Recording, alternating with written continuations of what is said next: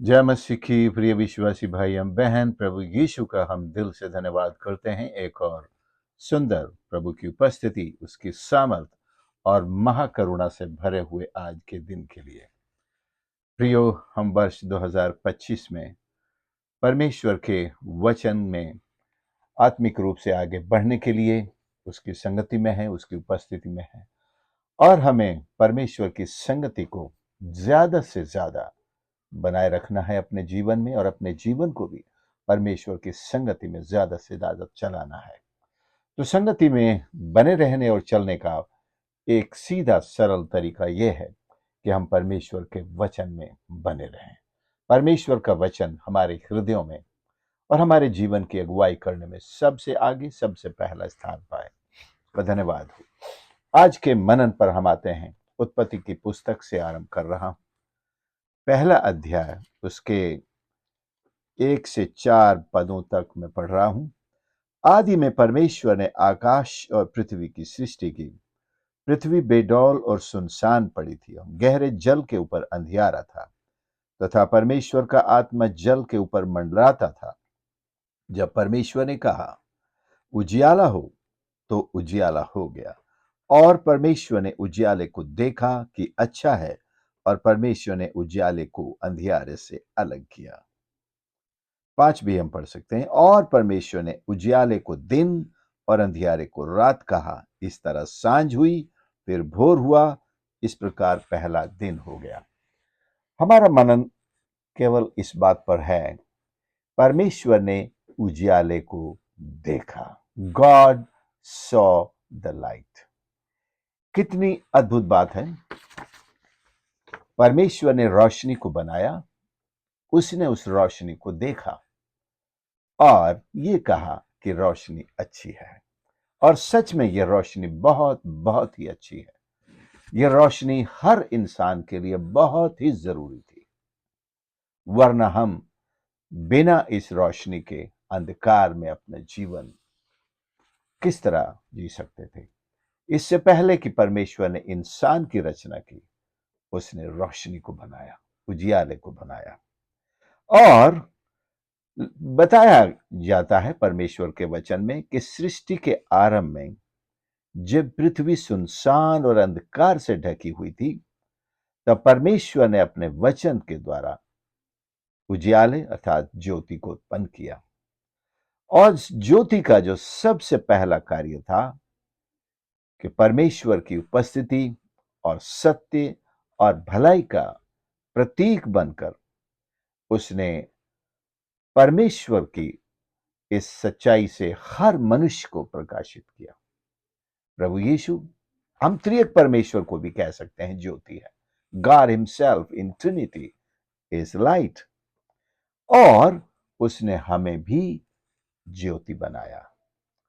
ये ज्योति 2 प्रकार की होती है। एक को हम कह सकते हैं भौतिक ज्योति, और दूसरे को आत्मिक ज्योति। भौतिक ज्योति, जिसमें मैं इस वक्त बैठ करके ये मनन आपके साथ शेयर कर रहा हूं। भौतिक ज्योति जो आपके मोबाइल को बैटरी चार्ज करके सारे एप्लीकेशंस को पढ़ने, उसमें जाने और चाहे जो करने का एक अवसर देती है, एक ताकत देती है, वो भौतिक ज्योति है। भौतिक ज्योति मेरे चेहरे पर आपको दिखाई दे रही है, इस पूरे कमरे में दिखाई दे रही है, आप भी जिस घर में बैठे होंगे, ये वो चाहे बिजली की ज्योति हो, चाहे सूर्य की हो या तारों की हो, इसे हम भौतिक ज्योति कह सकते हैं, कहेंगे। और दूसरी है एक आत्मिक प्रकाश। यहां भौतिक ज्योति की बात की जा रही है। परमेश्वर ने भौतिक ज्योति बनाई, परमेश्वर ने एक आत्मिक ज्योति भी बनाई। वो जो मैं कहूंगा सनातन है, बल्कि उसे क्रिएट नहीं किया गया। परमेश्वर स्वयं जो ज्योति है, वो तो कभी क्रिएट हुई नहीं, क्योंकि वो तो सनातन से, अनादिकाल से है। उसी में से उसने हम मनुष्यों को ज्योतिर्मय किया है, प्रकाशमान किया है, और हमारा प्रकाश उसकी तरफ से आ गया है। तो भौतिक ज्योति की तो रचना हुई है, लेकिन आत्मिक ज्योति की रचना परमेश्वर ने नहीं की, बल्कि उसने अपने व्यक्तित्व से उसे हर मनुष्य में बांटा है, हर मनुष्य के अंदर बांटा है, उसके हृदय को प्रकाशमान किया है। जो आत्मिक मंदिर है जिसमें परमेश्वर विराजमान रहता है, उसको उसी ज्योति से उसने प्रकाशमान किया है। तो ये क्षमता हमें परमेश्वर की तरफ से मिली है, दोनों ही तरह की ज्योति के माध्यम से, कि हम इस भौतिक जगत को देख सकते हैं। हम ज्योति में चलते हैं ताकि ठोकर न खाएं, ताकि अंधकार के कामों का शिकार न हो जाएं, शैतान की चालाकियों का शिकार न हो जाएं। एक भौतिक भौतिक ज्योति हमें मिली है। आत्मिक ज्योति भी इसी तरह हमारे जीवन में बहुत महत्वपूर्ण है कि हम अंधकार के कामों का शिकार ना हो, शैतान की चालाकियों का शिकार ना हो, और अभक्ति का शिकार ना हो, पाप के शिकार ना हो। गलत और सही के बीच हम अंतर समझ सकें, अपने आत्मिक जीवन को हम इस ज्योति में पहचान सकें। हम ये पहचान सकें कि मैं कितना पापमय जीवन में जी रहा हूं, या मैं कितना अभागा हूं, या मैं परमेश्वर से दूर हूं, अलग हूं, अंधकार में हूं। और अंधकार के कामों को भी हम पहचान सकें और ये जान सकें कि हमें इससे अलग होना है। तो अंधकार का एक बड़ा कठोर साम्राज्य है, बड़ा व्यापक साम्राज्य है, जो ज्योति से, ज्याले से बैर रखता है और चाहता है कि हर इंसान अंधेरे का गुलाम बना रहे। और इस अंधेरे का एक सरदार है जो स्वयं शैतान है। उसने इस अंधेरे का ऐसा फायदा उठाया कि हर इंसान को उस अंधकार में घसीट लिया। और इस अंधकार की पहचान यह है कि इंसान परमेश्वर से दूर है, परमेश्वर की महिमा से रहित है, परमेश्वर के प्रकाश से रहित है। वो बुद्धिमान तो है, दिमागदार तो है, लेकिन वो परमेश्वर के ज्ञान को नहीं सोच सकता, नहीं समझ सकता, जब तक कि परमेश्वर का प्रकाश, वो आत्मिक प्रकाश उसके ऊपर न चमके, उसके आत्मा के ऊपर न चमके, वो सत्य को नहीं पहचान सकता। वो अंधकार की गुलामी में उसी को जीवन समझकर, उसी को सब कुछ समझते हुए, कुछ लोग नरक को भी स्वर्ग कहते हुए उसी में जीवन जीने के लिए मजबूर हैं, बाध्य हैं, और अपने आप को बुद्धिमान भी कहकर ईश्वर का मजाक भी उड़ाते हैं। सो प्रियो, हम ये चीज बड़ी गहराई के साथ समझें कि परमेश्वर ने उजियाले को हमारे जीवन में एक ऐसे प्रकाश के रूप में दिया है जो अपने जीवन को हम देख सकते हैं कि मैं कहां पर हूं, और ये देख सकते हैं कि मैं परमेश्वर के कितना करीब खड़ा हूं, और ये भी देख सकते हैं कि हमें परमेश्वर की संगति की कितनी आवश्यकता है। भौतिक उजियाला जिस तरह से हमारी मदद करता है, हमें सब कुछ साफ साफ दिखाता है, हमें हर एक खतरे से बाहर निकाल लाता है, और उसी तरह आत्मिक उजियाला भी हमें जीवन बख्शता है, हमें सुरक्षा देता है, परमेश्वर से हमारी पहचान कराता है, और आत्मिक जीवन में कैसे हमें आगे बढ़ना है, ये आत्मिक उजियाला हमें आगे लेकर चलता है। बड़े धर्मी ऋषियों की, मुनियों की पुकार रही है, मुझे अंधकार से ज्योति में ले चल, मुझे असत्य से सत्य की ओर ले चल। तो परमेश्वर ने उस ज्योति का निर्माण, बल्कि इस ज्योति का निर्माण नहीं है, जिस ज्योति को परमेश्वर ने अपनी ज्योति में से हमारे अंदर बांटा है, ये वो ज्योति है जो हमें अंधकार से बाहर निकालती है। ये वो सत्य है, क्योंकि सत्य क्रिएट नहीं हुआ है, सत्य स्वयं परमेश्वर है। वो अनंत है, अनादि है, असृष्ट है, उसको किसी ने रचा नहीं, परमेश्वर ने भी नहीं रचा, क्योंकि परमेश्वर है ही सत्य, और वो सनातन से सनातन की ओर है। तो उसने उस सत्य में से हमारे साथ शेयर किया है, उस ज्योति में से हमारे साथ ज्योति शेयर की है। तो ये ज्योति, जिसे हम आत्मिक ज्योति, इसे ही सच्ची ज्योति कहा जाता है।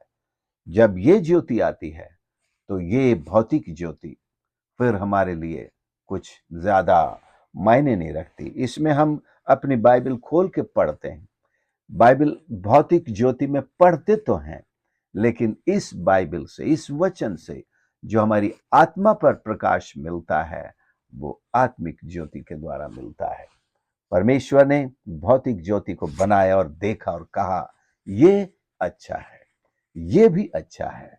हमारे लिए जरूरी है कि हम इस भौतिक उजियाले के अंदर अपना जीवन इस तरह बिताते हैं कि हम अंधकार के कामों से घृणा करें। तो मैं प्रार्थना करता हूं कि ये नया साल हमारे जीवन में एक ज्योतिर्मय वर्ष रहे।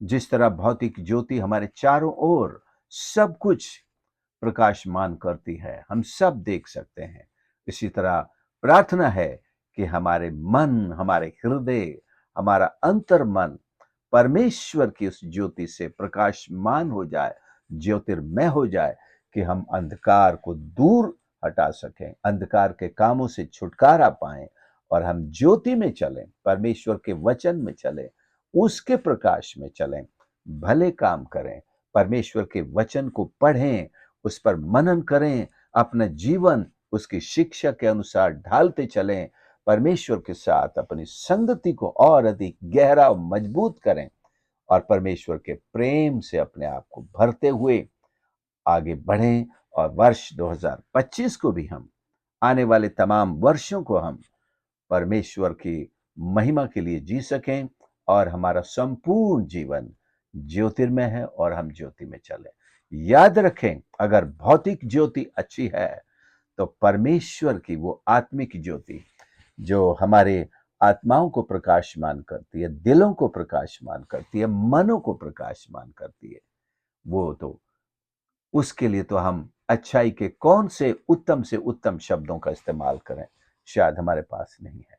हम स्वर्ग में पहुंचने पर समझ पाएंगे कि ये ज्योति कितनी अच्छी है और वही ज्योति है जो हमें स्वर्ग का दर्शन कराती है, वही ज्योति है जो हमें परमेश्वर का दर्शन कराती है और वही ज्योति है जो परमेश्वर के भेदों को, उसके स्वर्ग के हर एक एक कोने का दर्शन कराने वाली ज्योति, वो आत्मिक ज्योति जो परमेश्वर से हमारे आत्माओं पर पड़ती है, चमकती है। हम उसके इच्छुक हो जाएं, जिज्ञासु हो जाएं, मुश्ताक हो जाएं और उसकी संगति में हम उसी ज्योति में परमेश्वर, त्रिएक परमेश्वर की संगति में निरंतर निरंतर आगे बढ़ें। परमेश्वर हमारी मदद करे कि हम इस ज्योति में हर वक्त बने रहने वाले बन सकें। तो जैसे भौतिक ज्योति का उद्गम या उसका स्रोत या उसकी उत्पत्ति परमेश्वर से है, आत्मिक ज्योति की उत्पत्ति भी परमेश्वर से है। और मैं कहना चाहता हूं, ये दोनों ही प्रकार की ज्योति अच्छी है क्योंकि हमारी भलाई के लिए है। भौतिक जगत में हम जब तक हैं, हमें इस ज्योति की आवश्यकता है।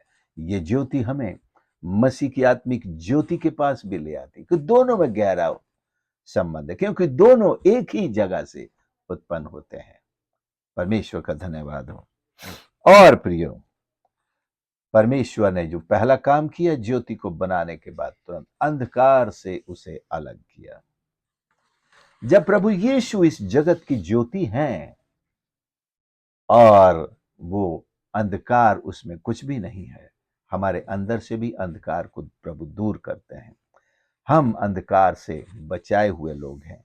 ये ज्योति अंधकार से अलग करती है। जैसे लिखा है, क्योंकि तुम पहले अंधकार थे, अंधकार में नहीं कहा, अंधकार ही थे। We were even the what we should say darkness itself। हम तो अंधकार ही थे, पर प्रभु में अब हम ज्योति बन गए हैं। वो ज्योति जो प्रभु यीशु के व्यक्तित्व से, आत्मिक ज्योति निकलती है, हमें न सिर्फ प्रकाशमान करती है बल्कि परमेश्वर की संतान भी बना देती है। तो हमें परमेश्वर की ज्योति में चलने के लिए बुलाया है। पापों को त्याग कर, अंधकार को त्याग कर, धार्मिकता के काम अपनाकर उसमें चलना है।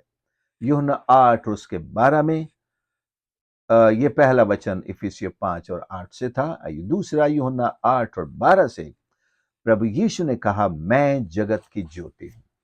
यहां ये भौतिक ज्योति की बात नहीं कर रहे हैं प्रभु, वो आत्मिक ज्योति जो उनके व्यक्तित्व में है, जो वो स्वयं है, संपूर्ण व्यक्तित्व उनका ज्योति है। और उसी ज्योति से वो सारी जगत को प्रकाशमान करना चाहते हैं कि सारा जगत आत्मिक रूप से परमेश्वर को पहचाने, अंधकार को त्यागे और परमेश्वर के पीछे चल सके। लिखा है, मैं जगत की ज्योति हूं, जो कोई मेरे पीछे चलता है वह अंधकार में न चलेगा, न भटकेगा, परंतु जीवन की ज्योति पाएगा। सुप्रियो, हमें प्रभु यीशु से जीवन का मार्ग मिलता है। मार्ग में हमें प्रभु यीशु का मार्गदर्शन मिलता है, और प्रभु यीशु जो स्वयं मार्ग है, वो ज्योति का मार्ग है और ज्योतिर्मय मार्ग है। तो हम इस पर चलेंगे और हमको इस ज्योति के प्रतिबिंब होने के लिए बुलाया गया है। प्रभु यीशु ने कहा भी है, तुम जगत की ज्योति हो। जो नगर पहाड़ पर बसा हुआ है वो छिप नहीं सकता।